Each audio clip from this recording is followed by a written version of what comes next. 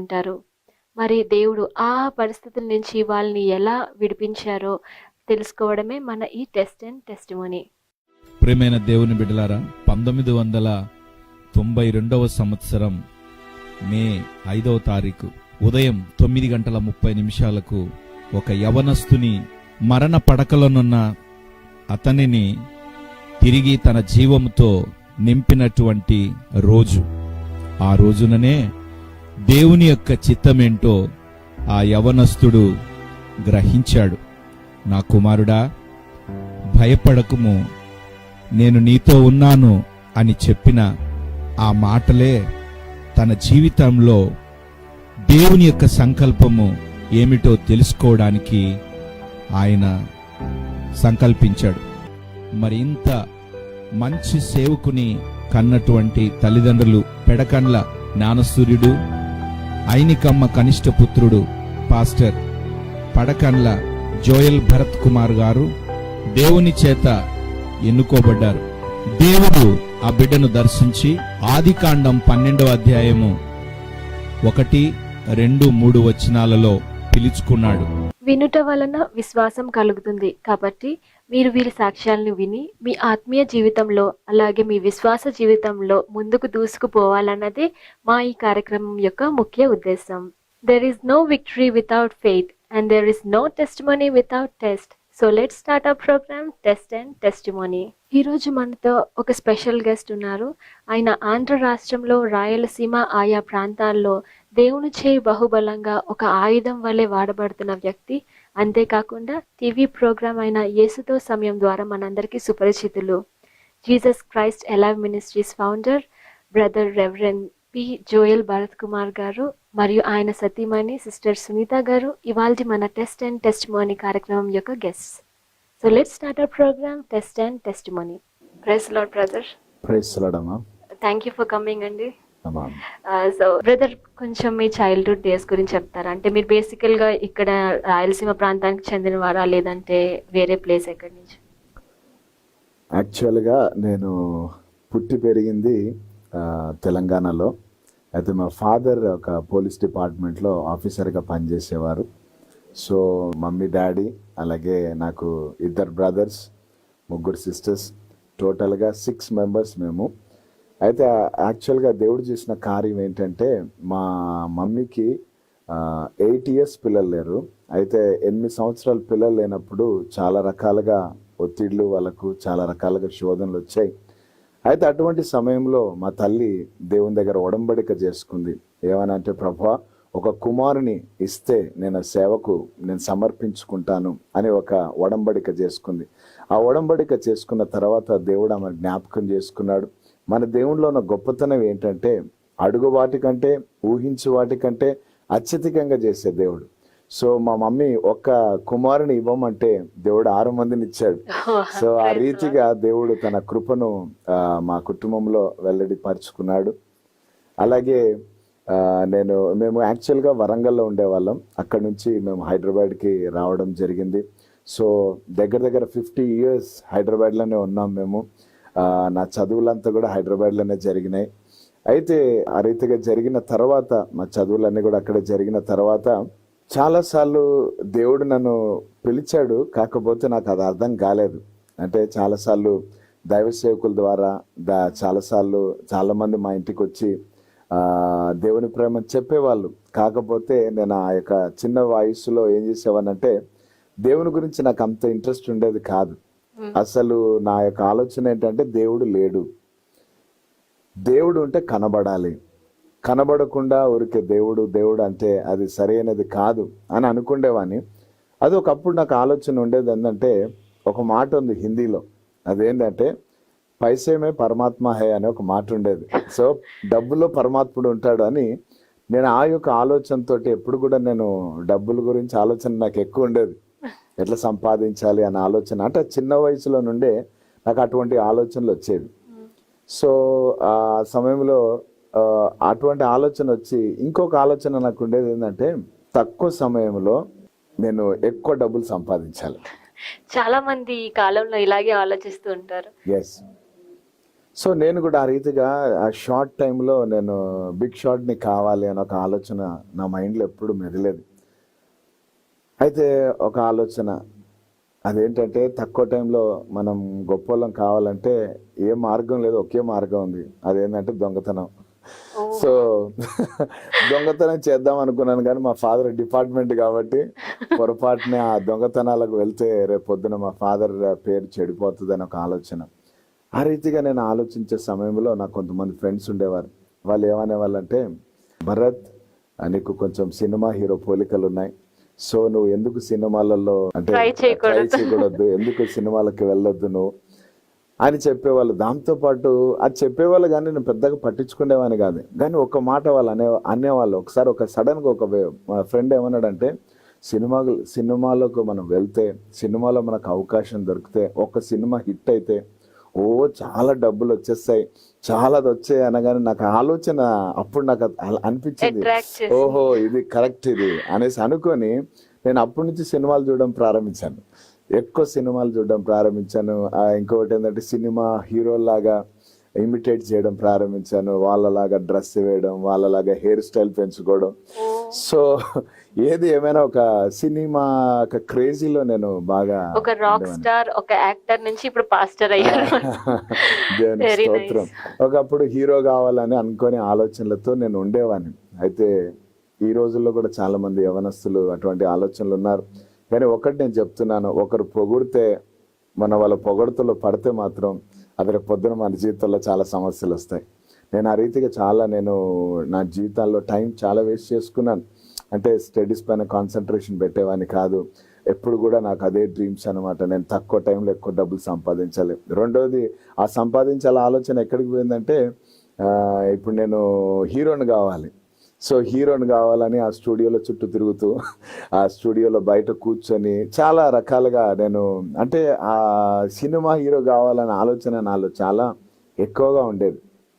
అయితే అటువంటి ఆలోచన సమయంలో అటువంటి తలంపుల మధ్యలో నేను ఉన్నప్పుడు ఒక కార్యం జరిగింది. అది ఏంటంటే 1992 డిజిఎస్ దినకరన్ గారు మీటింగ్స్ ఏర్పాటు చేశారు హైదరాబాద్లో. సో అప్పటికి నేను ఇంకా ప్రభు అంటే నాకు తెలియదు. ఇది నేను విన్నాను బ్రదర్. ఇది యాక్చువల్లీ వ్యూవర్స్ మీరందరూ కూడా ఈ ఇంపార్టెంట్ పాయింట్ మీరు అందరూ నోట్ చేసుకోవాల్సింది. ఎందుకంటే దేవుడు పిలుస్తున్నప్పుడు చాలా మందికి తెలియదు అది యాక్చువల్లీ దేవుడు కాలింగ్ అని. సో దాని డిఫరెన్స్ ఏంటన్నది ఇప్పుడు బ్రదర్ మనతో చెప్తారు. బట్ దేవుడు ఒకసారి పిలిచారంటే మాత్రం డెఫినెట్ గా వీళ్ళు ఎవరిని కూడా వదలరు. సో ఆ కాలింగ్ మీరు కరెక్ట్ గా గెస్ చేయడమే ఈ విషయం ద్వారా మనం తెలుసుకుందాం. సో నేను ఏం చేశానంటే ఆ సమయంలో జస్ట్ మా పేరెంట్స్ తోటి వెళ్ళాను ఆ మీటింగ్కి. వెళ్ళినప్పుడు చాలా నిజామ్స్ కాలేజ్ గ్రౌండ్స్లో జరుగుతుంది ఆ మీటింగ్. జరుగుతున్నప్పుడు ఆ దైవ సేవకుడు కన్నీటితో చాలామంది పేర్లను పిలుస్తూ ప్రొఫెటికల్గా వాళ్ళ గురించి చెప్తూ ఉన్నాడు. అంటే జరగబోతున్న సంగతులు, దేవుడు ఏం చేయబోతున్నాడు ఆ సంగతులు చెప్తున్నాడు. చెప్తున్న ఆ యొక్క సమయంలో సడన్గా, భరత్ కుమార్, దేవుడు నిన్ను పిలుస్తున్నాడు, దేవుడు నిన్ను ప్రేమిస్తున్నాడు, తన యొక్క చేతిలో నేను ఒక సాధనంగా ఆయుధంగా వాడుకోవాలనుకుని ఇష్టపడుతున్నాడు, కాబట్టి నువ్వు ఎక్కడున్నా వచ్చేయి దేవుని దగ్గరికి అని ఈ రీతిగా అతడు ప్రాఫెసీ చేయడం ప్రారంభించాడు.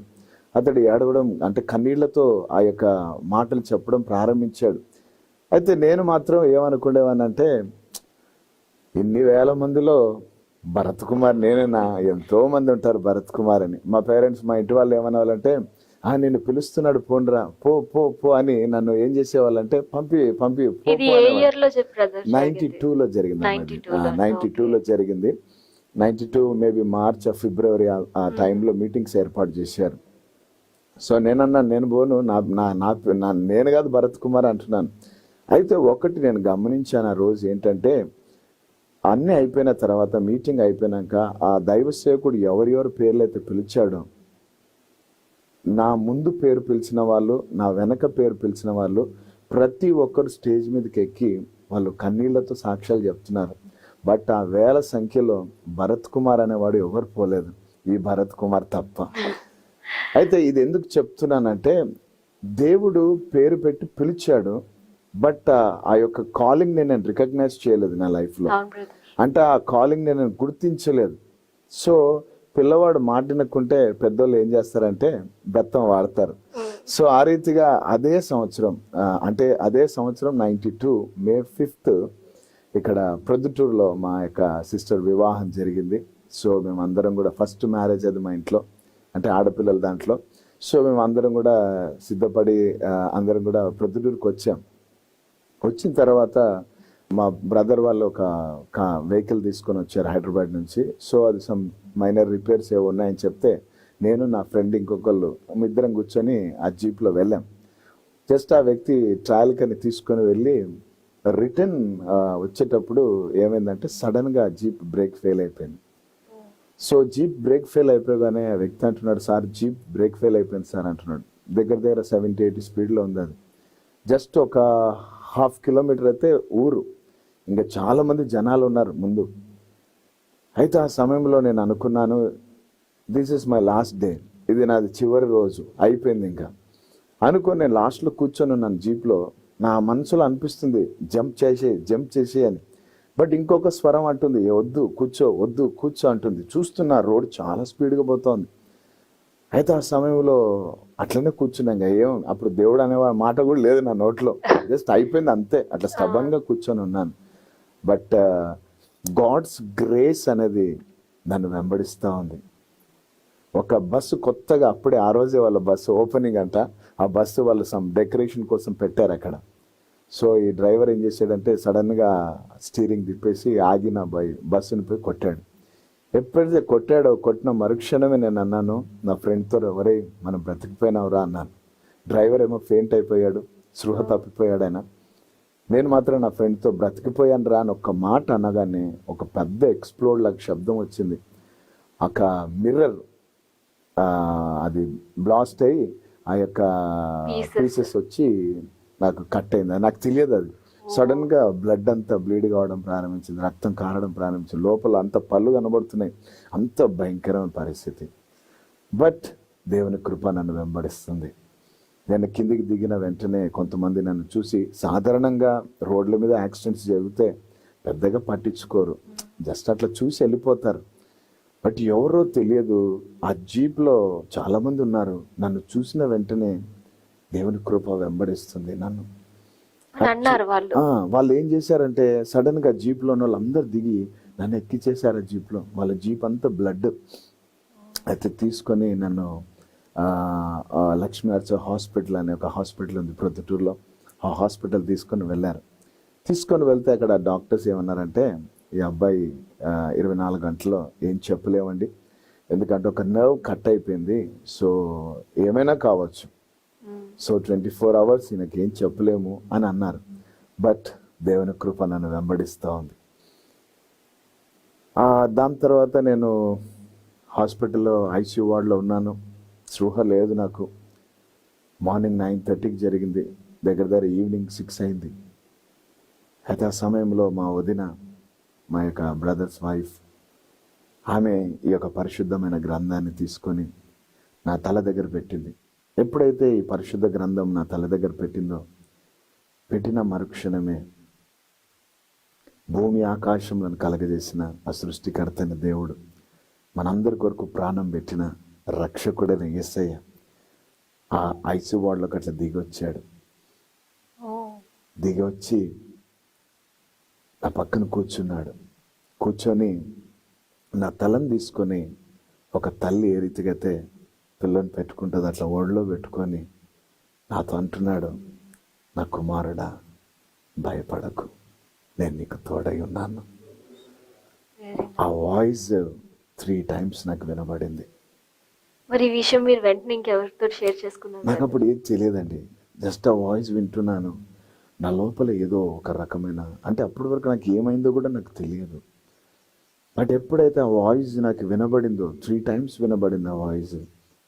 అది నేను ఏ సినిమా హాల్లో నేను చూడలేదు, అంటే ఏ డిటిఎస్ సౌండ్ సిస్టమ్ కూడా అంత మెలోడియస్ వాయిస్. ఆ వాయిస్ అంటుంది, భయపడకు నా కుమారుడా, నేను నీకు తోడై ఉన్నాను.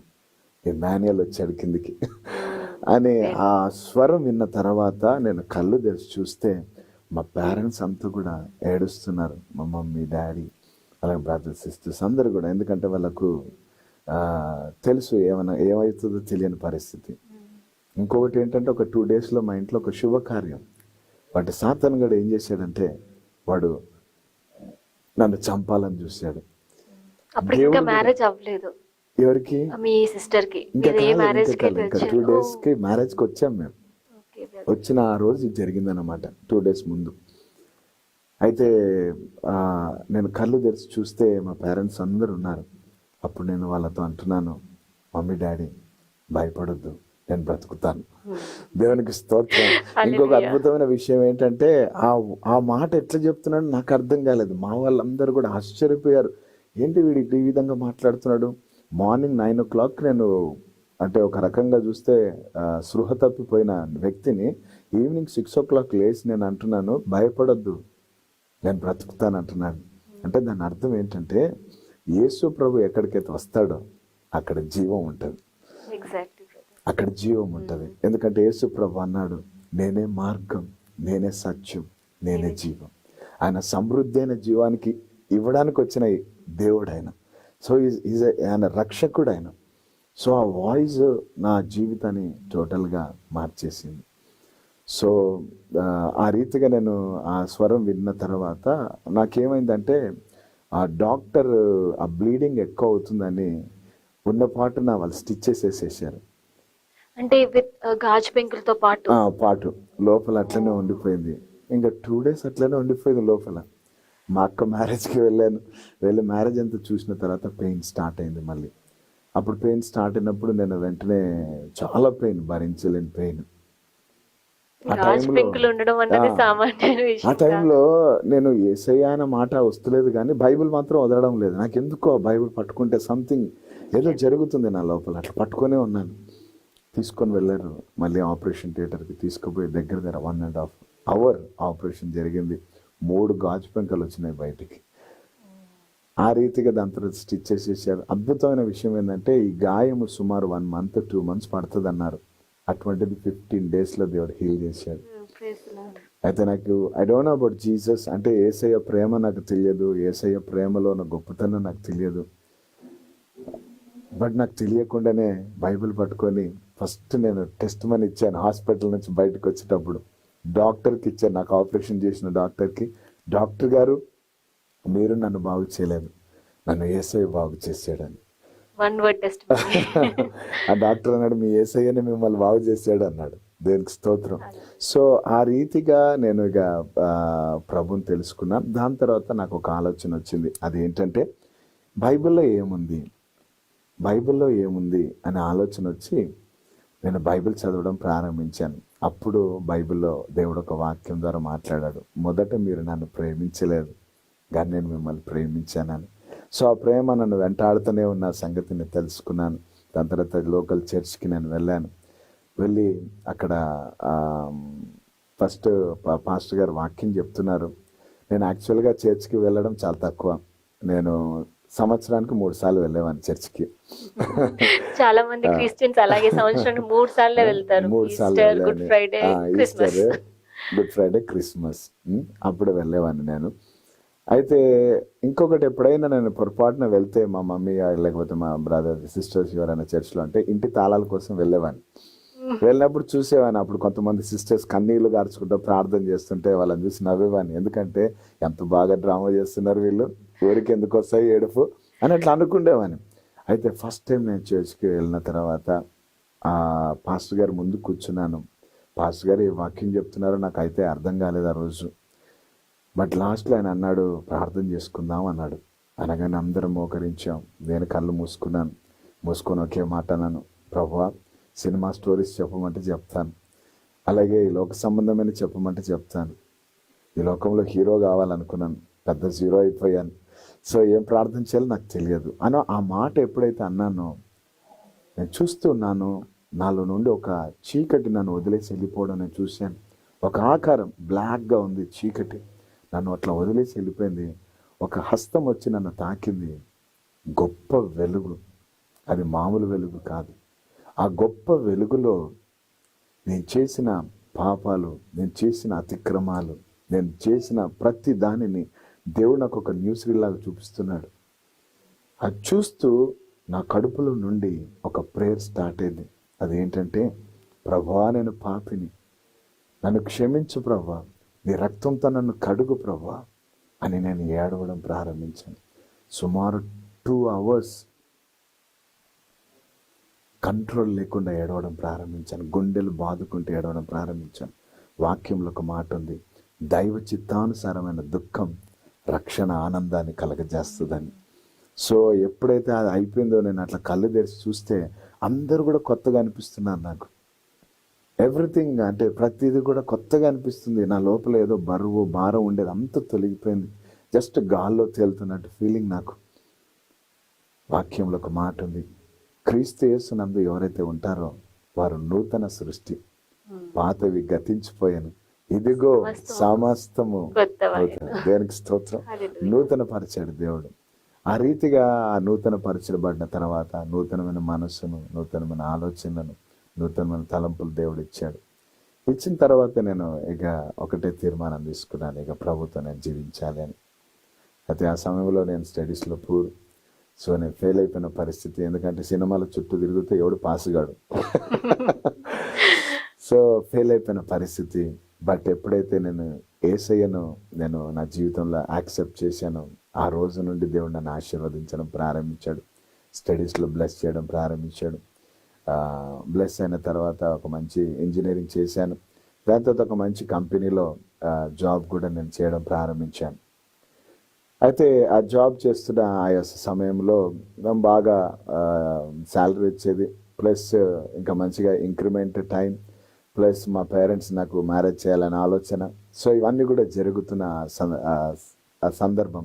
అయితే మీకు ఒకటి చెప్పాను, మా మమ్మీ ఒకటి ప్రేయర్ చేసింది, ఏమని, ఒక కుమారుని ఇస్తే నేను సేవకి ఇస్తాను. బట్ ఏమైపోయిందంటే 6 మందిని చూసే దాంట్లో మర్చిపోయింది ఆమె. సో బట్ దేవుడు మరవని దేవుడు. ఆయన చూస్తున్నాడు. నేను అనుకుంటాను మా 6 మెంబర్స్ని చూస్తూ బైబిల్ ప్రకారమే లాస్ట్ ఉండి నేను కనిపించాను ఆయనకి. సో ఇక దేవుడు ఏం చేశాడంటే నన్ను తన సేవకుడికి ఎన్నుకున్నాడు. ఆ సమయంలో నేను డ్యూటీకి వెళ్ళి ఒక రోజు వచ్చి జస్ట్ గదిలో కూర్చొని ఉన్నాను రూమ్లో రిలాక్స్గా. సడన్గా నా యొక్క మనోనేత్రాలు తెరవబడ్డాయి. ఆ గదంతా కూడా ఒక గొప్ప వెలుగుతో నింపబడింది. ఆ గొప్ప వెలుగులో ఒక స్వరం వినబడుతుంది నాకు, యెషయా 6:8 చదవని. ఎప్పుడైతే ఆ స్వరం వినబడుతున్న సమయంలో నేను వెంటనే తీసి చదివాను. దాంట్లో ఒక మాట ఉంది, మా నిమిత్తం ఎవరు వెళ్తారు, నేను ఎవరిని పంపించాలి అన్న మాట రాయబడింది. దేవుడు మనుషులతో కమ్యూనికేట్ చేయాలంటే ఫస్ట్ థింగ్ బైబిల్ వర్సెస్ నే అంటే ఇనిషియల్ గా ఆయన చూస్ చేసుకుంటారు. చాలా మందికి చెప్తూ ఉంటారు కదా బ్రదర్, ఈ వర్స్ తీసి చదవండి అని. బట్ కొంతమందికి అర్థమవుతుంది, కొంతమందికి అర్థం కాదు. యాక్చువల్గా అంటే దేవుని కృపలో నాకున్న అనుభవంలో దేవుడు దగ్గర 95-96% దేవుని వాక్యం ద్వారానే దేవుడు మాట్లాడతాడు. దేవుడు తన వాక్యము ద్వారానే ఏదైనా కానీ, ఎందుకంటే ఇది ఆయన యొక్క ఊపిరి ఉంది. ఇది మన పట్ల దేవుడు కలిగిన ప్రణాళికలు, ఇవన్నీ కూడా ఉద్దేశాలు, ఆయన సంకల్పం, మన ఫ్యూచర్ అంతా దీంట్లోనే ఉంది. బైబిల్లో ఉన్న బ్యూటీ ఏంటంటే, వాక్యంలో ఉన్న బ్యూటీ ఏంటంటే గతించిపోయిన అంటే జరిగిపోయిన సంగతులు చెప్తుంది, ప్రస్తుతం ఉన్న సంగతులు చెప్తుంది, రాబోయే సంగతులు చెప్తుంది. సో రాబోతున్న దినాల్లో నా జీవితంలో దేవుడు ఏం కలిగి ఉన్నాడో మనుషులు ఎవరు చెప్పలేకపోయారు. బట్ దేవుని వాక్యం నాతో మాట్లాడడం ప్రారంభించింది. సో నేను ఎప్పుడు కూడా చెప్తాను, ఒక సేవకు రావాలనుకుంటే, నువ్వు సేవలో నిలబడాలనుకుంటే, ప్రభు సేవకు నువ్వు ముందుకు రావాలంటే నీకు దేవుని వాక్యం ద్వారా నీకు కన్ఫర్మేషన్ కావాలి. వాక్యం ద్వారా నీకు దేవుడు మాట్లాడాలి. వాక్యం ద్వారా ఎప్పుడైతే నేను మాట్లాడతాడో దేవుడు, అటువంటి వారు గొప్ప సేవ చేస్తారు. కొన్నిసార్లు మనం చేసే పొరపాటు ఏంటంటే, వాక్యం ద్వారా మనం అంటే దేవుని దగ్గర టైం స్పెండ్ చేసి దేవునితో మాట్లాడే వాక్యాన్ని మనం తీసుకోం. బట్ వాళ్ళు చెప్పారు, వీళ్ళు చెప్పారు, అది అనేసి మనం ఏం చేస్తుందంటే ఆ మనుషుల మాటల వైపు ఎక్కువ విశ్వాసం పెట్టి మన జీవితంలో చాలాసార్లు ఫెయిల్యూర్స్గా మనం నిలబడిపోతాం. చాలా సఫరింగ్స్ వస్తాయి, మామూలు సఫరింగ్స్ కాదు. బట్ వాక్యముతో దేవుడు ఎప్పుడైతే మాట్లాడతాడో, ఆ వాక్యమైన దేవుడు మనకు పోషకుడుగా ఉంటాడు, మనకు సంరక్షకుడుగా ఉంటాడు, మనకు కాపరిగా ఉంటాడు. మన జీవితంలో అన్ని కూడా చేసే రీతిగా మనకు సామర్థ్యాన్ని ఇస్తాడు, ఎబిలిటీ ఇస్తాడు, కేపబిలిటీ ఇస్తాడు, అన్ని కూడా ఇస్తాడు. అది దేవుని వాక్యం ద్వారా దేవుడు మనతో మాట్లాడి పిలిస్తే. సో ఈ వాక్యం చదువుతున్నాను నేను. మా నిమిత్తం ఎవరు వెళ్తారో నేను ఎవరిని పంపించాలి. ఎప్పుడైతే ఆ వాక్యాన్ని చదువుతున్నానో నాకు తెలియకుండానే నేను ఏడవడం ప్రారంభించాను. ఎందుకంటే దేవుడు ఈ సృష్టిని కలగజేయడానికి ఆయనకు పెద్దగా టైం పట్టలేదు, పెద్దగా ఆయన కష్టపడలేదు. నోటి మాట చాలు, అంతే, ఒక వాక్ అంతే. కలుగును గాక అనగానే శూన్యములు అన్ని కూడా కలగడం ప్రారంభించినాయి. బట్ మనని చేయడానికి, మనిషిని చేయడానికి, ఒక నరుని చేయడానికి ఆయన చాలా టైం తీసుకున్నాడు. అంతేకాదు తను తాను తగ్గించుకున్నాడు. నేల మట్టి తీసాడంటే తను తాను తగ్గించుకొని ఆయన పోలికలో చేసి, ఆయన యొక్క ఊపిరి మనలో పెట్టి, ఆయన యొక్క ఆత్మను మనలో పెట్టి, సో ఎంతో ఖర్చయింది. ఇంకొకటి ఏంటంటే పాపంలో ఉన్న వ్యక్తిని బయటికి తీసుకురావడానికి తన కుమారుడిని మన కొరకు పంపించి, ఆయన శిలువలో యాగమై మనందరి కొరకు తన రక్తాన్ని కార్చి, శరీరం పైన గాయాలు పొంది, మరణించి, సమాధి చేయబడి తిరిగి 3వ దినాన లేచాడు. ఇంత ప్రాసెస్ జరిగింది. అదంతా అనుకుంటూ నేను ఏడుస్తుంటే నాకు అనిపించింది, ఇంత చేసిన దేవుని గురించి చెప్పడానికి ఎవరు కూడా ముందుకు వెళ్ళడం లేదు. సో ప్రభువా, యెషయా చెప్పినట్టు నేనున్నాను ప్రభువా, నన్ను పంపించు అని అన్నాను. కానీ మరుసటి రోజే మారిపోయింది ఆలోచన. చాలాసార్లు అటువంటి జరుగుతుంటాయి మన జీవితంలో. అంటే ఆవేశంగా తీర్మానాలు తీసుకుంటాం. అప్పుడు మీరు జాబ్ లో ఇంకా కంటిన్యూ అవుతున్నారు? ఆ జాబ్ లో కంటిన్యూ అవుతున్నాను. రెండోది ఏంటంటే మంచి ఇంక్రిమెంట్ టైం, నా శాలరీ కూడా పెరిగే టైము.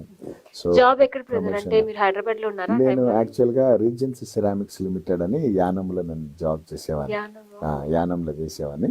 సో అక్కడ ఈ రీతిగా దేవుడు నాతో మాట్లాడిన తర్వాత నేను మా ఫ్రెండ్స్కి చెప్పాను కొంతమందికి, ఒరే నేను ఇంకా సేవకి వెళ్ళిపోదాం అనుకుంటున్నాను, ఇంకా టోటల్గా నేను మినిస్టర్లో ఉండాలనుకుంటున్నాను. అంటే వాళ్ళు వెంటనే నాకు ఎంకరేజ్మెంట్ చేయలేదుగా డిస్కరేజ్ చేశారు. ఎట్లా అంటే, సేవకు పోతావా, రేపు పొద్దున నువ్వు సేవకు పోతే నీకు అన్నం ఎవరు పెడతారు, డబ్బులు ఎవరు ఇస్తారు, బట్టలు ఎవరు ఇస్తారు, లాస్ట్కి నీకు పిల్లని ఎవరు ఇస్తారు అనేటువంటి మాటలు కూడా నాకు చెప్పే వరకు నేను చాలా ఒక రకంగా, అంటే ఎందుకో తెలియకుండా డిస్కరేజ్ అయ్యాను. అయ్యి ఒక మాట అనుకున్నాను, వద్దొద్దు, పార్ట్ టైం చేసుకుందాము, ఉదయం వర్క్ చేసుకుంటా, సాయంకాలం సేవ చేసుకుంటా అని ఇట్లాంటి ఆలోచనలు నా సొంత తలంపులతో తీసుకున్నాను. బట్ ఏమైందంటే వాక్యం చెప్తుంది కదా, ఆయన తలంపులు మన తలంపులు వంటివి కాదు, ఆయన ఉద్దేశాలు వేరే. సో ఒక 1 వీక్ ఫ్యూజ్ తీసేశాడు దేవుడు. నాలో ఉన్న ఫ్యూజ్ పోయింది. అంటే శాంతి లేదు, సమాధానం లేదు, సంతోషం లేదు, నెమ్మది, ఇవన్నీ కోల్పోయినట్టు అనిపించింది. జాబ్ లోనే ప్రెషర్ ఎక్కువైపోయింది. నాకు అసలు బైబిల్ చదువుతున్నా ఏం అనిపిస్తలేదు, ప్రార్థన చేస్తే ప్రార్థన రావడం లేదు, సంథింగ్ ఏదో అంటే అంటే నాకు దేవునికున్న మా ఇద్దరి మధ్యలో నా అనుబంధాన్ని చెప్తున్నాను. ఆయన నా మీద అలిగినట్టు అనిపించింది, అలిగి మాట్లాడకుండా మౌనంగా ఉన్నట్టు అనిపించింది. నాకు అర్థమైపోయింది ఎందుకో మౌనంగా ఉన్నాడు ఈయన అనేసి. ఆ రోజు రాత్రి చాలా ఏడ్చాను. ఎందుకు నాతో మాట్లాడడం లేదు ప్రభాను, నేను ఏం చేశాను నాతో మాట్లాడడం లేదు అని దేవునితో నేను యాకోబు పోరాడినట్టు నేను దేవునితో పోరాడడం, ప్రార్థన చేయడం ప్రారంభిస్తే ఉదయాన్నే దేవుడు ఆదికాండం 12వ అధ్యాయం 1, 2, 3 వచనాలతో దేవుడు నాతో మాట్లాడుతున్నాడు. అక్కడ అబ్రహామును పిలిచాడు దేవుడు, కానీ అబ్రహాం పేరు కనబడడం లేదు. భరత్ కుమార్, నేను నిన్ను ఆశీర్వదిస్తాను, నువ్వు అనేకులకు ఆశీర్వాదకరంగా ఉంటావు, నీకున్న సమస్తాన్ని విడిచి బయటికి రా అని దేవుడు మాట్లాడడం ప్రారంభించాడు. అది చదవగానే నాకు నిజంగా ఎంతో బలం వచ్చింది. ఇంకా ఆ రోజు ఈవినింగ్ మా ఫ్రెండ్ ఒక మీటింగ్ ఉంటే, గాస్పుల్ మీటింగ్, అక్కడ పోదాం బ్రదర్ అంటే సరే అని వెళ్ళాను. వెళ్తే అక్కడ ఒక సేవకుడు మైక్ పట్టుకున్నాడు, నా వైపు చూసి ఏళ్ళు చూపిస్తూ, ఆయన ఇంకా ప్రసంగం కూడా స్టార్ట్ చేయలేదు, ఏళ్ళు చూపిస్తూ అంటున్నాడు, సహోదరుడు ఆ దేవుడినితో చెప్తున్నాడు, ఆదికాండం 12వ అధ్యాయం 1, 2, 3 వచనాలతో దేవుడిని పిలుస్తున్నాడు అన్నాడు. సేమ్ వర్స్ ఉదయాన్నే నేను చదివాను. ఉదయం నాకు అనిపించింది, ఉదయం దేవుడు నాకు ఇన్ఫర్మేషన్ ఇచ్చాడు వాక్యం ద్వారా. ఈవినింగ్ మీటింగ్ లో కన్ఫర్మేషన్ దృఢమైన తీర్మానం తీసుకున్నాను, ఇంక ఎవరికి చెప్పలేదు. జస్ట్ బ్యాగ్ పట్టుకున్నాను, సేవకని మరి ఆ బయటకు టైంలో వచ్చాను. మీ ఫ్యామిలీకి మీరేం చెప్పలేదా బ్రదర్, అంటే మీరు ఇలా బయలుదేరుతున్నారని? అంటే ఇంటికి వచ్చాను నేను. మా ఇంటికి వచ్చేసి ఒక 2 months ఇంట్లోనే ఉన్నా. ఓ, ఏం చెప్పకుండా ఇంట్లో ఉన్నా. మా ఇంటి వాళ్ళు అనుకున్నారు ఇక వీడు 2 months అని పోతాడేమో, డ్యూటీకి పోతాడేమో అని వాళ్ళకి అనుకుంటూ ఉన్నారు. కానీ సడన్గా ఒక మాట అన్నాను, ఇంకా నేను సేవకు పోతున్నాను. వాళ్ళకి ఎటో అర్థం కాలేదు. యాక్చువల్లీ దేవుడే లేరు అన్న ఆయన ఆ, అంటే మీరు ఇప్పుడు సేవకి వెళ్తున్నానంటే వెళ్తున్నారు డెఫినెట్ గా వరకు అది మా ఫాదర్కి మాత్రం కొంచెం బాధ అనిపించింది. ఆ, అటువంటి సేవ అనుకుంటే నువ్వు ముందే పోవచ్చు కదరా, ఇప్పుడు ఇంతవరకు టైం ఎందుకు వేస్ట్ చేసావు అన్నట్టు ఒక మాట. అప్పుడు నేను సేవకు పోతున్నట్టు మా మమ్మీకి ఆ, జ్ఞాపకం వచ్చింది. ఏది ఒడంబడిక. Promise, Yes. దేవుడితో చేసిన ప్రామిస్. అప్పుడు అన్నది, నాయన నువ్వు పో నాయన సేవకి. నాకు పిల్లలు లేనప్పుడు నేను దేవునికి అడిగితే ఇచ్చాడు, నేను మర్చిపోయాను కానీ దేవుడు పిలుచుకున్నాను నేను. అంటే బ్రదర్ ఇప్పుడు మీ ఫ్యామిలీ అందరిలో మీరే ఫస్ట్ మినిస్ట్రీ స్టార్ట్ చేశారు. ఎస్ అమ్మా. అంటే బ్యాక్గ్రౌండ్ లో ఎవరు మినిస్ట్రీస్ ఎవరు కానీ లేదంటే ministries అంత లేరు. ఎక్కువ దేవుడిలో ఉండే వాళ్ళు కూడా ఎవరు లేరు. అంతే, దేవుళ్ళు ఉన్నారు కానీ అంటే మినిస్ట్రీ చేయడం సేవ ఇది చేసడం అంటే లేదు లేదు అనమాట. లేదు. ఆ రీతిగా నేను ఇక సేవకు బయలుదేరాను. అయితే ఇంకా అట్లా బయలుదేరిన తర్వాత ఒక 2 years మంచిగా నేను పరిచర్య నేర్చుకున్నాను. నేర్చుకున్న తర్వాత 2 years తర్వాత ఇక నేను ఎక్కడికి వెళ్ళాలి, ఇప్పుడు నాకు ఆ ఆలోచన స్టార్ట్ అయింది. పరిచర్యకి నేను ఎక్కడికి వెళ్ళాలి అనే ఆలోచన మధ్యలో నేను 21 days ఫాస్టింగ్ చేయడం ప్రారంభించాను. ఇదంతా ఏ ఇయర్ లో జరుగుతుంది బ్రదర్? 2000లో జరిగిందమ్మా ఇది. 2002 2002. 2002లో జరిగింది ఇది. సో నేను ప్రార్థనలో ఫాస్టింగ్ ప్రేయర్ చేయడం ప్రారంభించాను 21 days.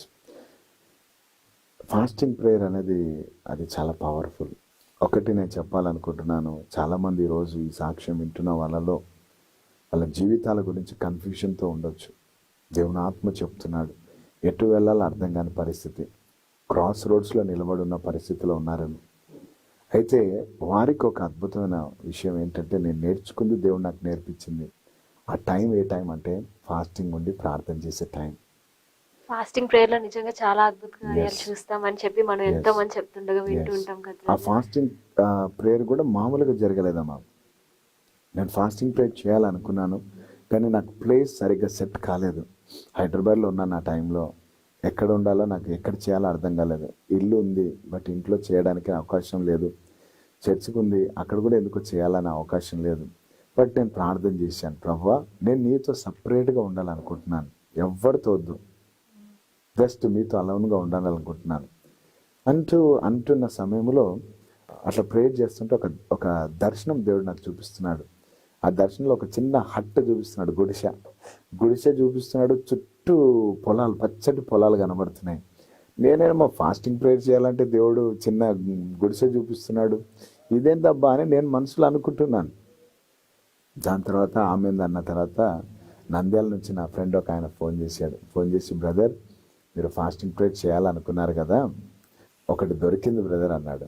అంటే చెప్పండి బ్రదర్ ఎక్కడ అంటే, ఏం లేదు బ్రదర్, ఒక చిన్న హట్, చిన్న గుడిసె ఉంది, ఆ గుడిసెనే ఉంది మనకు, వేరేది లేదనగానే నాకు వెంటనే అన్నాను, బ్రదర్ ఈరోజు సాయంకాలం నేను బయలుదేరి వస్తున్నాను, ఎందుకంటే దేవుడు నాకు ఉదయం చూపించాడు అది దర్శనంలో, దట్ ఈస్ అ ప్లేస్ అని చెప్పి వెంటనే నేను అక్కడికి వెళ్ళడం.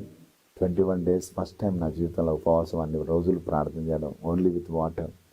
సో జస్ట్ నేను మోకరించి ప్రార్థన చేయడం ప్రారంభిస్తే మొదటి దినాన్నే ప్రభు నా యొక్క భవిష్యత్ అంతా నాకు తెలియజేశాడు. దేవుడు ఏమన్నాడంటే, నా కుమారుడా ఒక పెన్ను పేపర్ తీసుకో, హబక్కూకు 2:1-2-3 ప్రకారం మన దర్శనాన్ని రాయాలంట. సో అది తీసుకో అన్నాడు. నేను తీసుకున్నాను. ఒక్కొక్క వర్డ్ చెప్తుంటే 1.2, 3, 4 అని అట్లా ఒక 10 విషయాలు నాకు దేవుడు తెలియజేశాడు. ఆ 10 విషయాల్లో దేవుడు నాకు చెప్పిన మాట, నా కుమారుడా మొట్టమొదటిగా నేను ఒక వర్షిప్ లీడర్గా వాడుకుంటాను అన్నాడు. నాకు వర్షిప్ అంటే తెలియదు ఆ టైంలో. ఇంకోటి మన స్వరం ఎటువంటిదంటే ఎవరైనా పారిపోతారు అటువంటి స్వరం అనమాట. బట్ దేవుడి మాట అన్నాడు అనగానే నాకు అర్థం కాలే, బట్ నమ్మాను. రెండవది అన్నాడు, నీకు ఒక చర్చ్ మినిస్ట్రీ నేను ఇవ్వబోతున్నాను. మూడోది అన్నాడు, నీ యొద్దకు వచ్చే వారికి నువ్వు కప్పు వేయలేవు, అంత క్రౌడ్ నేను నడిపించబోతున్నాను అన్నాడు. సో ఇవన్నీ చెప్తూ ఉంటే నేను అవన్నీ రాసుకుంటూ వచ్చాను. దేవుని నామానికి మహిమ కలుగును గాక. అన్నిటికంటే ముఖ్యంగా అన్నాడు, రాయలసీమను నీ చేతిలో పెడుతున్నాను అన్నాడు. రాయలసీమ. ఎస్, ఓ. రాయలసీమ నీ చేతిలో పెడుతున్నాను అన్నాడు. అనగానే ఆమె అన్నప్పుడు నాకు ఎవరు తెలియదు. ఇది రాయలసీమ అన్నది చాలా టఫ్ ప్లేస్ కదా బ్రదర్. ఎస్, మీరు ఫస్ట్ టైం వచ్చినప్పుడు అంటే మీకు ఎవరైనా ఉన్నారా ఇక్కడ ప్లేస్ లోనే, అంటే ఇన్వైట్ చేసిన వాళ్ళు, లేదంటే అంటే చాలా వ్యతిరేకతలు కూడా మీరు ఫేస్ Yes. చేసి ఉంటారు కదా. అవునమ్మా. అది ఒకటి ఏంటంటే మెయిన్ రాయలసీమలో ఉన్న గొప్పతనం ఏంటంటే ఇక్కడ ఆ, పగలు, ద్వేషాలు, కలహాలు, బాంబులు ఇవన్నీ ఉన్నాయి.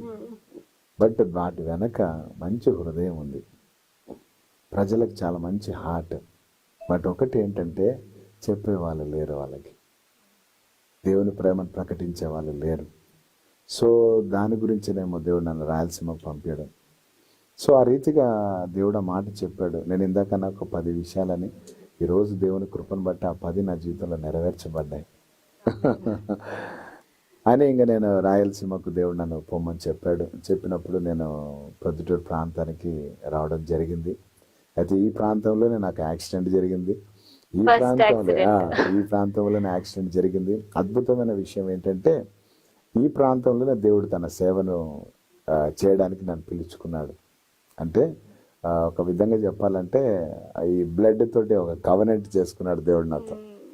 సో ఆయన నా కోసం రక్తం చిందించా, నేను కూడా ఆయన కోసం రక్తం చిందించాను. సో ఈ రీతిగా మా మధ్యలో అటువంటి బంధాన్ని ఏర్పాటు చేశాడు. సో దేవుడు నన్ను రాయలసీమకు పిలిచాడు. సో ఒక ఇవాంజలిస్ట్గా నేను చాలా ప్రాంతాల్లో తిరిగాను.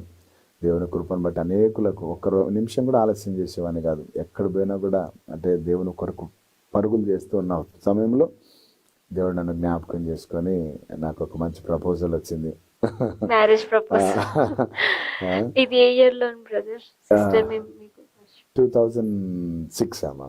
2006లో ప్రపోజల్ నా దగ్గరికి వచ్చినప్పుడు ఆమె software engineer. So software engineer అని చెప్పగానే ఫస్ట్ నేను భయపడ్డాను. ఎందుకు భయపడ్డానంటే ఇప్పుడు వాళ్ళకు ఆలోచనలు వేరే ఉంటాయి, వాళ్ళ తలంపులు వేరేగా ఉంటాయి.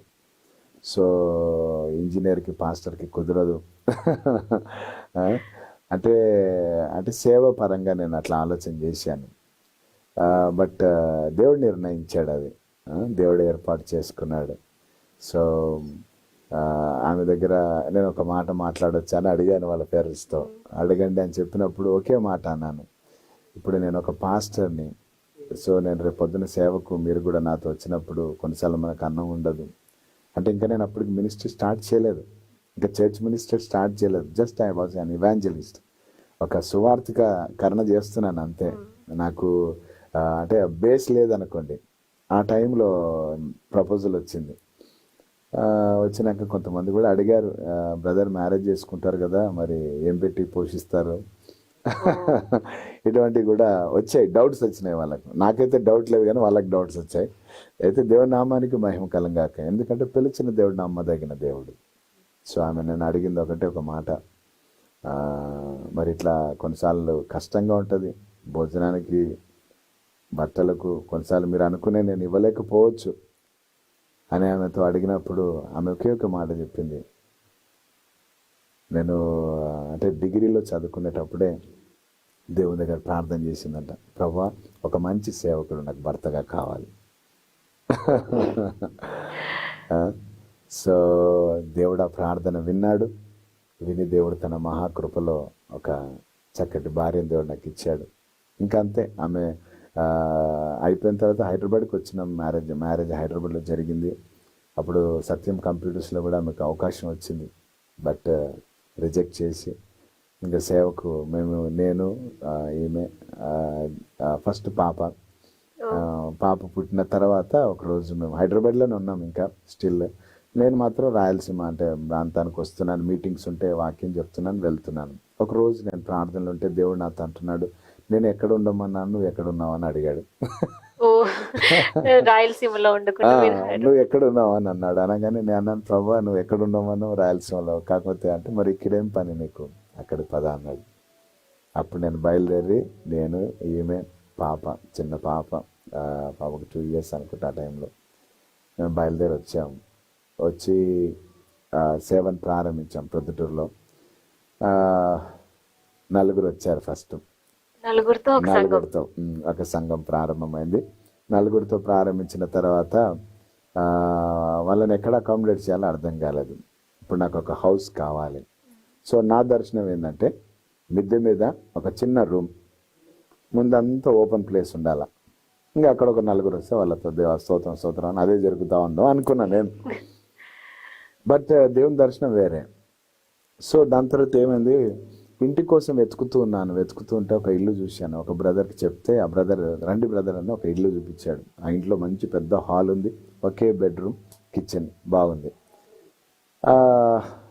అప్పుడు నాకు టెన్షన్ ఏంటంటే రెంట్ ఎంతనో, ఎందుకంటే నాకు రెంట్ కట్టుకునే పరిస్థితి లేదు. సో నేను అడిగాను రెంట్ ఎంత అంటే 1600 అన్నాడు. అనగానే భయం వేసింది, ఎందుకంటే విశ్వాసులు నలుగురే ఉన్నారు, 1600 రెంట్ కట్టాలి. సో భయపడి నేను అనుకున్నాను వద్దులేండి మళ్ళీ చూద్దాంలే అని. ఆయనకేం చెప్పలేదు, మళ్ళీ చెప్తాను లేదు బ్రదర్ అనేసి బయటకు వచ్చేసాను. వచ్చి ఆలోచనలో పడ్డాను, 1600 కట్టాలంటే ఎట్లా అవుతుంది, కష్టం కదా అని అనుకున్నాను. అనుకున్న రోజు ప్రార్థన చేస్తుంటే నైట్ దేవుని స్వరం నాతో మాట్లాడుతున్నాడు. దేవుడు నాతో అంటున్నాడు, నాన్న 1600 నేను ప్రొవైడ్ చేస్తాను, నమ్మలేవా నన్ను? 1600కే నువ్వు నన్ను నమ్మలేకపోతే రేపు ఇంకా ఎంతో డబ్బు అవసరం ఉంటుంది, దాన్ని ఎలా నమ్మగలవు నువ్వు? రేపొద్దున 1 లక్ష కావచ్చు, 2 కోట్లు కావచ్చు, ఇది ఎంతైనా అమౌంట్, దాన్ని ఎట్లా నమ్మగలవు అన్నాడు. అనగానే నాకు అర్థమైపోయింది, ప్రభువా నన్ను క్షమించు అన్నాను. అని ఉదయం ఎప్పుడైతే దాన్ని వాచ్ వైపే చూస్తున్నాను, ఎందుకంటే పోయి రెంట్ మాట్లాడుకున్నామని. ఉదయాన్నే వెళ్ళి ఆ యొక్క అంటే ఆ ఓనర్తో పోయి అన్నాను, మేము తీసుకుంటామండి అని చెప్పాను. అయితే ఒకటి దేవుని దగ్గర ఒక మాట అన్నాను, ప్రభువా నేను ఆ ఇల్లు తీసుకుంటాను, కానీ ఎప్పుడు కూడా నేను రెంట్కి కష్టపడొద్దు, రెంట్ కట్టాలన్న టెన్షన్ నాకు రావద్దు, మీరు నాకు ఒక కార్యం చేయాలి అనగానే ప్రభు ఆమెంద్ అన్నాడు. ఎవ్రీ మంత్ అండి, ఇప్పుడు ఫస్ట్కి నేను అమౌంట్ కట్టాలంటే 28, 29, 26కే నా చేతిలో పెట్టేవాడు దేవుడు అమౌంట్. ఎట్లా వచ్చిందో నాకు తెలియదు. ఆ రీతిగా విత్ 4 మెంబర్స్తో ప్రారంభమైంది. చాలా ఇంకా 4 మెంబర్స్, 6 months నేను 4 మెంబర్స్తో ఉన్నాను. అయితే చాలామంది అంటే నిరుత్సాహ మాటలు, హైదరాబాద్ నుంచి ఎందుకు వచ్చావా ఇక్కడికి, అందరు ఇక్కడ నుంచి హైదరాబాద్ పోయి బ్రతుకుతుంటే, అందరు ఇక్కడ నుంచి పోయి హైదరాబాద్లో ఏదో చేస్తుంటే నువ్వు హైదరాబాద్ నుంచి ఇక్కడికి వచ్చావు ఎందుకు అని చాలామంది అడిగితే నేనేం చెప్పాలో పరిస్థితి అర్థం వ్యతిరేకతలు అమ్మా చాలా వస్తాయి. ఒక ముస్లిం సహోదరుడు నన్ను వచ్చి అన్నాడు, సార్ మీరు ఎందుకు వచ్చారు సార్ హైదరాబాద్ నుంచి, అందరు ఇక్కడ నుంచి అక్కడ పోతున్నారు, మీరేమో అక్కడి నుంచి ఇక్కడికి వచ్చారు, దేనికోసం వచ్చారు సార్ అన్నాడు. అంటే ఏం చెప్పాలో అర్థం కాక వెంటనే ప్రార్థన చేశాను లోపల, ప్రభువా నాకు ఆన్సర్ అనగానే దేవుని ఆత్మ ఒక మాట చెప్పాడు, నీకోసం వచ్చాను బైసాబ్ అన్నాను. అంటే ఆ వ్యక్తి అన్నాడు, అర్థమైంది సార్ నాకు అన్నాడు. సో ఆ రీతిగా దేవుడు తన యొక్క కృపను అందించాడు. సంఘం పెరగడం ప్రారంభమైంది. అయితే ఎప్పుడు నా మనసులో ఒకటే అనుకునేవాడిని, నేను నలుగురిని ఎప్పుడు చూడలే, నలుగురికి నేను వాక్యం చెప్తున్నాను అనుకునేవాడిని కాదు, అయ్యో నాకు నలుగురే వస్తున్నారా అని అనుకునేవాడిని కాదు. ఎప్పుడు నేను ఏం చేసేవాడిని అంటే పుల్పిట్ మీద నిలబడగానే ఆ నలుగురిని చూసేటప్పుడు ఒక మాట అనేవాడిని, ప్రభువా నా ఆత్మీయ నేత్రాలు తెరువు అనేవాడిని. ఎప్పుడైతే ఆ మాట అనేవాడినో దేవుని నామానికి మహిమ కలంగాక, డెవిల్ గాడ్ అనేవాడు నాతోటి, చూడు అంత సాక్రిఫైస్ చేసి వచ్చి ఈ నలుగురు కోసమా అనేవాడు. అయితే వాడికి నేను ఏం చెప్పేవాడిని తెలుసు జవాబు, నీకు నలుగురు కనబడుతున్నారా, కానీ నాకేం కనబడుతున్నారు తెలుసా, ఈ నలుగురు వెనక 400 దూతలు కనబడుతున్నారు. కాబట్టి నలుగురికి నేను సండే ప్రీచింగ్ చేసేవాను, 400 దూతలు కూడా ఉండేవాళ్ళు. సో మనం మైనారిటీ కాదు మెజారిటీ అని చెప్పేవాడిని. సో ఆ రీతిగా నా విశ్వాసాన్ని నేను పెంచుకోవడం ప్రారంభించాను. సో దేవుని మహాకృపను బట్టి గ్రో స్టార్ట్ అయింది. 50 మంది వచ్చేవాళ్ళు. 50 మంది రాగానే పెద్ద ప్రాబ్లం వచ్చింది, ప్లేస్. మళ్ళీ దేవుడు ఏం చేశాడు, ఆ ప్రాబ్లం దేవుడు సాల్వ్ చేసి ఇంకొక ఏరియాకి షిఫ్ట్ చేశాడు మందిరం. అక్కడ ఒక 150-200 గ్యాదర్ అయ్యారు. అక్కడ మళ్ళీ ప్రాబ్లం వచ్చింది. దాని తర్వాత ఇంకా నా ఫెయిత్ని నేను ఉపయోగిస్తూ ఒక ఫంక్షన్ హాల్ తీసుకున్నాం రెంట్. దేవుని మహాకృపను బట్టి ఈరోజు ఒక 2 సర్వీసెస్ జరుగుతున్నాయి అక్కడ.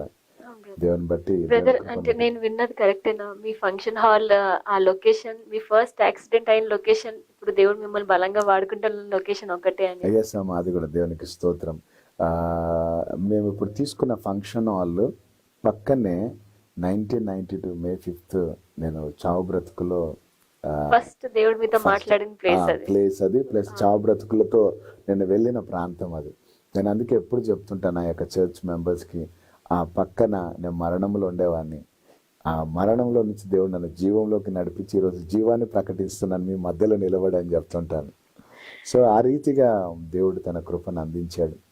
సో అంతేకాదు, ఇక దేవుడు ఇంకొక భారం ఇచ్చాడు నాకు. ఒకరోజు ఫాస్టింగ్ ఉండి నేను ప్రేయర్ చేస్తుంటే సడన్గా యేసుతో సమయం అన్నాడు దేవుడు, రాసుకో అన్నాడు.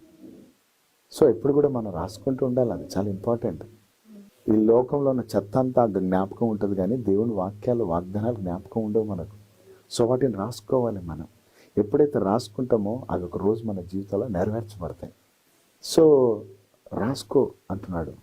యేసుతో సమయం అని రాసుకున్నాను. రాసుకున్న మరుక్షణమే దేవుని ఆత్మ అంటున్నాడు, టీవీ ప్రోగ్రామ్గా ఈ టైటిల్ పెట్టు, నువ్వు మీడియాలోకి రా అని చెప్పాడు దేవుడు. దేవుడు మహాకృపను బట్టి నేను టీవీ ప్రోగ్రాంలోకి రావడం జరిగింది. అయితే ఫస్ట్ శుభవార్త ఛానల్లో నేను జాయిన్ అయ్యాను. దేవుని మహాకృపను బట్టి 5.5 years ఆగకుండా ఈ యొక్క కార్యక్రమాలు సాగుతున్నాయి. ఈరోజు ఎంతోమంది కన్నీళ్ళు తుడచడానికి, ఈరోజు ఎంతోమంది కన్నీళ్లను దేవుని సన్నిధిలో తుడచడానికి దేవుడు తన కృపను అందించాడు. ఎంతోమంది సూసైడ్ చేసుకునే వాళ్ళు తప్పించబడ్డారు. ఎంతోమంది చెడిపోయిన బ్రతుకులు బాగుపడ్డాయి. అయితే ఆ ప్రోగ్రామ్ అంతా కంటిన్యూ కావడానికి దేవుడు తన కృపను దయచేశాడు. మనకి ఎలాంటి ఫారెన్ ఫండ్స్ కానీ, లేకపోతే మనకు పెద్ద సపోర్టర్స్ కానీ, ఎందుకంటే విలేజెస్లో మేము సేవ చేసేవాళ్ళం కదా, సో పెద్దగా ఏమి ఉండేది కాదు. కృప వెంబడి కృపను పంపిస్తూ దేవుడు ఆ రీతిగా నడిపిస్తున్నాడు. ఈ మధ్యలో దేవుని కృపను బట్టి ప్రార్థన ఛానల్ అనే ఒక లోకల్ ఛానల్, కడప ఛానల్, ఆ ఛానల్లో కూడా దేవుని యొక్క వాక్యాన్ని ప్రకటించే కృపను దేవుడు దయచేశాడు. సో దేవుడిచ్చిన విజన్, దేవుడిచ్చిన దర్శనాన్ని నెరవేరుస్తున్నాడు. దేవుని కృప. బ్రదర్, ఇప్పుడు మీ మినిస్ట్రీ మొత్తం అంటే స్టార్ట్ అయిన తర్వాత మీరు ఏదైనా ఇన్సిడెంట్, ఎలాగైతే అంటే మీరు మర్చిపోలేని ఇన్సిడెంట్ ఏమైనా జరిగిందా? అంటే అంటే చాలా మిమ్మల్ని బలహీనపరిచిన ఇన్సిడెంట్? చాలా బలహీనపరిచిన ఇన్సిడెంట్స్ అంటే చాలా ఉన్నాయండి. అంటే ఒకటి అని మనం చెప్పలేము. కొన్నిసార్లు మన సొంత ప్రజల ద్వారా, కొంతమంది కపట సహోదరుల ద్వారా, కొంతమంది మిస్అండర్స్టాండింగ్స్ చేసుకొని, ముఖ్యంగా సాతాను ఏం చేస్తాడంటే సేవకుల మధ్యలో వాడు కార్యాలు చేస్తాడు. కొన్నిసార్లు విశ్వాసుల మధ్యలో వాడు కార్యాలు చేస్తాడు. మనందరం పోయేది ఒకే రాజ్యంలోనికి, బట్ వాడు ఏం చేస్తాడంటే అది మర్చిపోయేటట్టు చేస్తాడు. చేసి వాడు కొన్నిసార్లు ఎటువంటి సమస్యలు తీసుకొని వస్తాడంటే నిజంగా కొన్నిసార్లు మనకు చాలా బాధాకరం. అవి చెప్పాలని కూడా కొన్నిసార్లు బాధ అనిపిస్తుంది. బట్ ఒకటే, దేవుని యొక్క కృప మనల్ని వెంబడిస్తుంటుంది కాబట్టి మనకంత భయం ఉండదు. ఎందుకంటే ఆయన మన పక్కన ఉన్నాడు కాబట్టి మనకు దిగులు ఉండదు. బట్ ఒకరోజు ఏమైందంటే, ఒక సహోదరుడు, నేను ఒక ప్రాంతంలో ఉన్నాను, నాతో కలిసి వచ్చాడు. బాగా బండిలో నన్ను తీసుకొని వచ్చాడు. తీసుకొని వచ్చి ఒక ప్రాంతం దగ్గరికి వచ్చినాక, అన్న నాకు అర్జెంట్ పని ఉంది, ఏమనుకోద్దన్నా, మీరు ఇక్కడ దిగి వెళ్ళిపోండి, నేను మళ్ళీ వస్తానని చెప్పాడు. చాలా చీకటి ప్రాంతం, పాములు తేళ్ళ ఇవన్నీ తిరుగుతుంటాయి ఆ ప్రాంతంలో. నాకు అనిపించింది, అరే ఈ వ్యక్తిని నమ్ముకొని ఈ వ్యక్తితో వస్తే సడన్గా నాకు ఇటువంటి చేసేడేందని చాలా బాధపడ్డాను. చాలా ఒక దగ్గర ఒక 1.5 kilometers 2 kilometers పోవాలండి. సో ఆ సమయంలో నేను చాలా వేదన పడుతూ ఉన్నాను నా లోపల. వెంటనే ఒక ప్రార్థన చేసుకున్నాను. మాకు తెలిసిన ఆయుధం ప్రార్థన. నాకు మొరపెట్టండి, నేను మీకు ఉత్తరం ఇస్తాను అన్నాడు. సో వెంటనే ప్రభువా, ఆ వ్యక్తిని నమ్ముకొని వచ్చాను, సడన్గా వదిలేసి వెళ్ళిపోయాడు. ఇప్పుడు నేను ముందుకు సాగిపోవాలి, మరి మీ కృప నాకు దయచేయి, చీకటి ఉంది, కట్టిక చీకటి ఉంది, ఏం చేయాలి ప్రభువా అని ప్రార్థన చేసేగానే ఆ ప్రార్థన ఆమెంది అన్నానో లేదనండి, దేవుడు నా కళ్ళను తెరిచాడు. అంటే నా మనోనేత్రాలు తెరవబడ్డాయి. నేను చూస్తున్నాను, నా ముందు ఒక దగ్గర ఒక 1.5 అంటే చాలా దూరం వరకు దేవదూతలు కనబడుతున్నారు. నా వెనక తిరిగి చూస్తే పెద్ద సైన్యం దేవదూతలది. నా పక్కన ఒక ఆయన పెద్ద ఆయన నిలబడి ఉన్నాడు. ఆయన ఫేస్ మాత్రం చూడలేదు, బట్ ఆయన యొక్క అంటే స్పర్శ మాత్రం అనుభవిస్తున్నా. సంథింగ్ ఇట్లా తీసుకురాను. అది చూసే లోపల నేను ఎక్కడికి వెళ్ళాలో అక్కడికి వెళ్ళిపోయాను. నాకు అనిపించింది తెలియకుండా. నేను నడుచుకుంటూ పోయానా, నన్ను ఎత్తుకొని తీసుకుపోయారా, లేకపోతే ఏం జరిగిందో తెలియదు. అది నా జీవితంలో ఒక అద్భుతమైన ఇన్స్టెంట్. అంటే అందరూ వదిలిపెట్టినా కూడా పిలిచిన దేవుడు నమ్మదగిన దేవుడు, ఆయన విడిచిపెట్టడు అన్నది దేవుడు నాకు ఆ యొక్క కార్యం ద్వారా నాకు దేవుడు తెలియజేశాడు. దేవుడి నామానికి మహిమ కలుగును గాక. ఇంకొకసారి ఒక వ్యక్తి ఆ రోడ్లో కూర్చొని ఉన్నాడు, నేను ఇంకొక బ్రదర్ కలిసి వెళ్తున్నాం. ఇవి ఎందుకంటే ఇవి దేవుడు మనకి ఎంత సమీపంగా ఉంటాడో నేను చెప్పాలని చెప్తున్నాను ఈ మాటలు. ఈరోజు వింటున్న మిమ్మల్ని కూడా బలపరుస్తానని మాటల్ని బట్టి. మన దేవుడు సజీవుడు, ఈజ్ లైఫ్ గాడ్. సో ఒకరోజు ఒక వ్యక్తి బాగా త్రాగి ఉన్నాడు, వాళ్ళ వైఫ్ మంచి బిలీవర్. అయితే నేను ఆ వ్యక్తిని చూసగానే చాలా కనికరంతో కదలబడ్డాను. ఒక చిన్న ప్రార్థన చేశాను, ప్రభువా ఈ వ్యక్తిని జ్ఞాపకం చేసుకుని ఆయన అని చెప్పి నేను వెళ్ళిపోయాను. ఆ రోజు సాటర్డే, నేను ఇంకా వాక్యానికి ప్రిపేర్ అవుతున్నాను. మిడ్నైట్ 12 o'clock ఆ టైంలో ఆ వ్యక్తి మా ఇంటికి వచ్చాడు. వచ్చి గేటును గట్టిగా తన్నాడు. తంటే గేటు దడాని శబ్దం వచ్చింది. నేను పిల్లలు వీళ్ళంతా పడుకున్నారు. నేను ఎవరు వచ్చారబ్బా ఇంత అని అనుకొని నేను వెళ్ళి లైట్ వేసి చూస్తే ఆ వ్యక్తి నిలబడి ఉన్నాడు. నేను స్టన్ అయ్యాను, ఎందుకంటే ఆ రోజు సాయంకాలం వ్యక్తి కోసం ప్రార్థన చేశాను. ఈయనేంటి ఈ టైంలో వచ్చాడని. ఏం బ్రదర్ అని అంటుంటే, ఏమి నువ్వు నన్ను వెలగొడతావా అంటున్నాడు ఆ వ్యక్తి. ఆ వ్యక్తి కాదు మాట్లాడుతుంది, తనలో ఉన్న శాతాను. ఎస్, నన్ను నువ్వు ఎందుకు పిలుస్తున్నావు నన్ను బయటికి అంటున్నాడు. జస్ట్ ఒక చిన్న ప్రేయర్ చేస్తే వాడికి కదిలిపోయినాడు లోపల. ఇంటికే తెచ్చాడు వాడు, చూడండి. అంటూ ఆ రాత్రి వాడు ఎంతో డిస్టర్బ్ చేయాలని వచ్చాడు. నాకు అప్పటికి అర్థం కాలేదు. నేను ఉండి బ్రదర్ కూర్చోండి అని ఒక చైర్ వేసాను. వేస్తే నన్ను బంధించాలనుకుంటున్నావా అంటున్నాడు. అన్నీ కూడా స్పిరిచువల్ లెవెల్లో మాట్లాడుతున్నాడు వాడు. అప్పుడు నాకు అర్థమైంది. నేను వెంటనే దేవుడు మనకిచ్చిన కృపలో నేను టంగ్స్లో ప్రేయర్ చేస్తున్నాను. వాడు కోపం వచ్చింది లోపల ఉన్న స్పిరిట్కి. ప్రార్థన చేద్దును, ఆ మాటలు మాట్లాడొద్దు అంటున్నాడు అని బయటికి వచ్చాడు. బయటికి వచ్చి నువ్వు బయటికి రా, నీ సంగతి చెప్తాను అంటున్నాడు. గేట్ బయటికి పోయి, కాంపౌండ్ బయటికి పోయి, నేను ఆ రోజు నేను నా వైఫ్ పిల్లలు ప్రేయర్ చేసుకొని, ప్రభువా మీ అగ్ని కంచెను మా చుట్టూ ఉంచండి, మీ ప్రొటెక్షన్ దయచండి అని చిన్న ప్రార్థన చేసి వాళ్ళు పడుకున్నారు. నేను బయట ప్రిపేర్ అవుతున్నాను. వాడు బయటికి రా అంటుంటే నేను అన్నాను, నువ్వు లోపలికి రా అన్నాను. మా ఇద్దరి మధ్యలో వార్ జరుగుతుంది. Midnight 1 o'clock. చూడండి, అంటే ఒక సేవకులకు ఎన్ని సఫరింగ్స్ ఉంటాయో, ఎన్ని ప్రెషర్స్ ఉంటాయో అవి చాలాసార్లు అర్థం చేసుకోరు చాలామంది. సో నేను చెప్పేది ఏంటంటే, ఎప్పుడు కూడా మనం దైవ సేవకుల కోసం ఎక్కువ ప్రార్థన చేయాలి. సో ఆ మాట ఎప్పుడైతే నేను అన్నాను నువ్వు లోపలికి రా అనగానే, ఆ లోపల ఉన్న ఆత్మ ఏమంటుందో తెలుసా, నేను నిన్ను నాశనం చేయాలనుకున్నాను, నేను లోపలికి రావాలని అనుకున్నాను, కానీ నీ చుట్టూ మీ ఇంటి చుట్టూ అగ్ని కంచె ఉంది, నేను రాలేకపోతున్నాను అన్నాడు. అంత భయం మాట శాతానికి. నేను రాలేను, కాలిపోతాను, మీ ఇంటి చుట్టూ మీ చుట్టూ అగ్ని కంచె ఉంది అనగానే నేను వెంటనే 2 చేతులు ఎత్తి దేవుని స్తుతించడం ప్రారంభించాను. కొన్నిసార్లు మనం ప్రేయర్ చేస్తాం కానీ ఏదో చిన్నగా చేసినట్టు అనిపిస్తుంది, బట్ అది లైవ్లో జరిగినప్పుడు అది చాలా అద్భుతం అనిపిస్తుంది. ఆ రీతిగా దేవుడు తన కాపుదలను మాకు దయచేస్తూ ముందుకు నడిపిస్తున్నాడు. దేవునికి స్తోత్రం. హల్లెలూయా. ఒక రోజైతే ఒక వ్యక్తి కొట్టాలని వచ్చాడు, చాలా కోపంతో. మీటింగ్ డిస్టర్బ్ చేయాలని గిర్రలు అన్నీ పెట్టుకొని ఉన్నాడు. అది నాకు తెలియదు ఆ సంగతి. వేరే ప్రాంతానికి పిలిచారు, అక్కడికి వెళ్ళాను. వెళ్ళిన తర్వాత భరత్ కుమార్ సంగతి ఈరోజు నేను చూస్తాను, ఏదో ఒకటి చేస్తాను నేను అని కంకణం కట్టుకున్నాడంట వ్యక్తి. ఎందుకు, ఏం చేశాడు ఆయన అంటే, తాగుబోతులను మారుస్తున్నాడు, నా ఫ్రెండ్స్ మారిపోతున్నారు. సో ఆ వ్యక్తిని నేను తలకే పగలగొట్టి ఏదో ఒకటి చేస్తాను, ఈరోజు మీటింగ్ జరగకుండా చేస్తానని ఒక శపథం చేశాడంట. నాకు తెలియదు ఆ మాట. ఇంకా నన్ను పిలిచారు, నేను వెళ్ళాను. కామన్గా మైక్ తీసుకొని హల్లెలూయా అని స్టార్ట్ చేసింది, అంతే. ఎప్పుడైతే ఆ ప్రైజింగ్ బయటికి పోయిందో, ఆ వ్యక్తి లోపల ఉన్న సాతాను యొక్క రేజింగ్ అంతా అణిగిపోయింది. ప్రార్థన అంతా అయిపోయి కూర్చొని లాస్ట్లో నా దగ్గరికి వచ్చి, తల వంచి ప్రార్థన చేయించుకున్నాడు. ప్రార్థన చేయించుకుంటే అక్కడ ఉన్న సిస్టర్స్ అందరు కూడా నవ్వుతున్నారు. నాకు అర్థం కాలేదు, ఈ వ్యక్తి వస్తే ప్రార్థిస్తే వీళ్ళు నవ్వుతున్నారు ఏంటంటే, ఆయన వెళ్ళిపోయినాక చెప్తారు, బ్రదర్ మిమ్మల్ని కొట్టాలని వచ్చాడు, మేము ముందు తల వంచుకొని ప్రార్థన చేస్తే నవ్వు వస్తుంది మాకంటే ఒకే మాట అన్నాను, యేసుక్రీస్తు నామములో ప్రతి మోకాలు వంగాల్సిందే, ప్రతి నాలుక ఒప్పుకోవాల్సిందే. సో ఇది ఒక దేవుని యొక్క ప్రొటెక్షన్.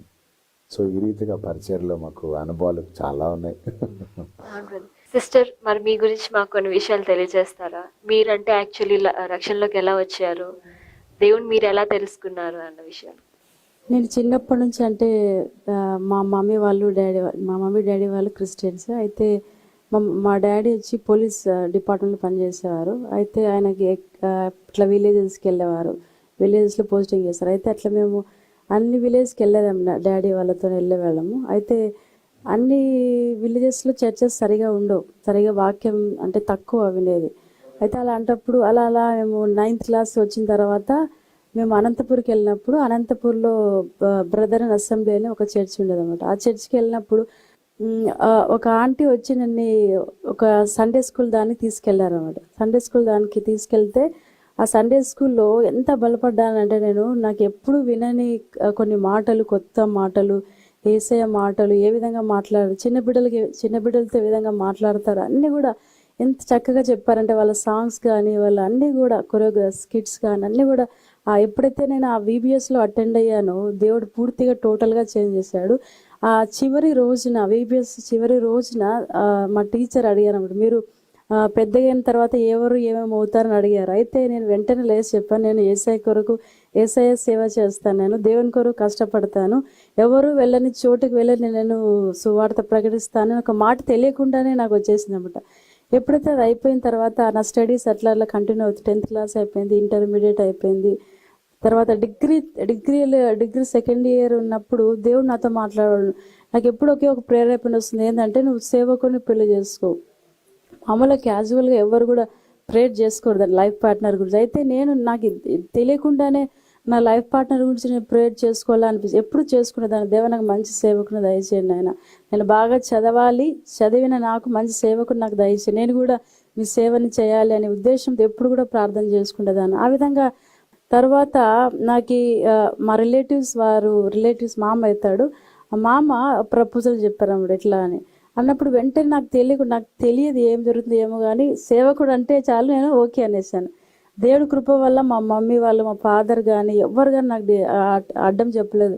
నువ్వు నమ్ముకున్నావు కదా, యేసయ్యని నమ్ముకున్నావు, యేసయ్య సేవ చేయాలనుకుంటున్నావు కాబట్టి ఖచ్చితానికి సేవకుడు అయితేనే బాగుంటుందని వాళ్ళు ఎంతగానో నాకు ఎంకరేజ్ చేస్తారు. చాలామంది అనుకుంటారు నేను ఎంసీఏ చదివి బాగా సంపాదించి ఏదో పేరెంట్స్ బాగా ఏదైనా చేయాలి, వాళ్ళకి ఏదైనా ఇవ్వాలి అని అనుకుంటారు. అయితే మా పేరెంట్స్ ఆ విధంగా లేరు, కానీ నన్ను ఎంకరేజ్ చేశారు, నువ్వు సేవ చేయి. నేను ఎప్పుడైతే బాప్టిజం తీసుకున్న తర్వాత నేను చర్చికి వెళ్తే సార్ నాకు టీయర్స్ వచ్చేవి, ఎందుకని కనిక్రమణ వచ్చేది. ఆ చర్చి వెళ్ళిన వెంటనే పాటలు పాడుతున్నప్పుడు, దేవుని వాక్యం వింటున్నప్పుడు ఏదో ఒక తెలియని రీతిగా నా కంట్లో నుంచి కన్నీరు కారేదన్నమాట. నేను ఎప్పుడు దేవుని గురించి ఏదో విందాం, టైం దొరికితే చాలు, కాలేజీలో ఉన్నప్పుడు టైం దొరికితే చాలు చర్చికి వెళ్ళేదాన్ని, వాక్యాన్ని వినేదాన్ని, పాటలు పాడదాన్ని. పాస్టర్ కూడా బాగా ఎంకరేజ్ చేసేవాడు, యూత్ మీటింగ్ అన్నిట్లో. అట్లా దేవుడు అన్నిట్లో నాకు బలపరుస్తూ వాక్యంలో ఎంతగానో దేవుడు పైకి ఎత్తిచ్చాడు. నాకు మ్యారేజ్ కూడా విషయంలో కూడా మా మమ్మీ వాళ్ళు కూడా ఏం కూడా ఫోర్స్ చేయలేదు. దేవుడి కృప వల్ల దేవుడు గొప్పగా మంచి నాకు సేవకుని ఇచ్చాడు. దేవుడికి మంచి పిల్లలు కూడా అనుగ్రహించాడు, ఇద్దరు పిల్లల్ని ఇచ్చాడు. Very nice sister. మరి మీరిద్దరు కలిసి పరిచయాలు చేస్తున్నప్పుడు మీకు ఎలాంటి అనుభూతి కలుగుతుంది? చాలా మంచిగా అనిపిస్తుంది. ఎందుకంటే ఇద్దరు భార్య భర్త ఇరువురు కలిసి సేవ చేస్తేనే అది గొప్పగా అభివృద్ధి పరుస్తుంది. ఈ లోకంలో పని చేసేటప్పుడు ఇద్దరు కలిసి ఉద్యోగాలు చేస్తారు, అయితే దాంట్లో సంతోషం లేదు. కానీ స్పిరిచువల్గా దేవుని యందు మనం ఇద్దరం కలిసి భార్య భర్తలు ఇరువురు కలిసి మనం పని చేస్తే గొప్పగా దేవుడు ఆశీర్వదిస్తాడని పూర్తిగా నమ్ముతున్నాను. మేము ఇరువురు కలిసి వర్షిప్ నడిపిస్తుంటాము. ముఖ్యంగా స్త్రీల మీటింగ్లో నేను వాక్యం చెప్తుంటాను. అలా దేవుడు బలపడుతూ నన్ను ముందుకు తీసుకుని, నా భర్త ఎంకరేజ్ చేస్తుంటాడు, అన్ని విషయాల్లో నన్ను ఎంకరేజ్ చేస్తూ ముందుకు తీసుకువెళ్తూ ఉంటాడు. సిస్టర్, మొన్న మీ చర్చ్లో జరిగిన 21 days ఫాస్టింగ్ ప్రేయర్ గురించి ఏమైనా చెప్తారా? అంటే ఎలాంటి అద్భుతాలు జరిగినాయి దాంట్లో? 21 ఫాస్టింగ్ డేస్లో చాలా అద్భుతాలు జరిగాయి. ఎప్పుడు వినని గొప్ప కార్యాలు చేశాడు దేవుడు. ముఖ్యంగా స్త్రీల గురించి ఆలోచిస్తే యవ్వనస్తుల నుంచి చివరికి వృద్ధుల వరకు వాళ్ళు ఎంతగానో ఫాస్టింగ్ ఉండి ప్రేయర్ చేస్తూ గొప్ప దర్శనాలు, కళలు, ప్రవచనాలు ఇవన్నీ పొందుకున్నారు. అది ఉపవాస ప్రార్థన వల్ల మాత్రమే జరుగుతుంది. అలాంటి గొప్ప కార్యాలు మా సంఘంలో దేవుడు చేశాడు. ముఖ్యంగా మా చర్చ్ కన్స్ట్రక్షన్లో కూడా దేవుడు గొప్పగా మమ్మల్ని బలపరుస్తున్నాడు. ఆధ్యాత్మికంగా, ఫైనాన్షియల్గా దేవుడు బలపరిచి ఈరోజు ఆ చర్చ్ని కంప్లీట్ చేసుకోవడానికి కూడా దేవుడు కృపను అనుగ్రహించాడు. చర్చ్ కంప్లీట్ అంటే ప్రొద్దుటూరులోనే సిస్టర్? ప్రొద్దుటూరులో. సో మీ ministry Jesus Christ alive ministries అలాగే మీ టీవీ పరిచయాలు ఇలాగే కొనసాగాలని, మీ ద్వారా దేవుడు మరిన్ని ఆత్మలు రక్షింపజేయాలని, ఈ రాష్ట్రంలోనే కాకుండా ఈ దేశంలోనే కాకుండా ప్రపంచం మొత్తాన మిమ్మల్ని దేవుడు వాడుకోవాలని మేము మనసారా ఆశిస్తూ మా షోకి వచ్చినందుకు మీ ఇరువురికి ధన్యవాదాలు తెలియజేస్తాను. Thank you. చూసారు కదండి ఇవాళ మన test and టెస్టిమోనీలో brother Bharat Kumar గారి సాక్ష్యాన్ని.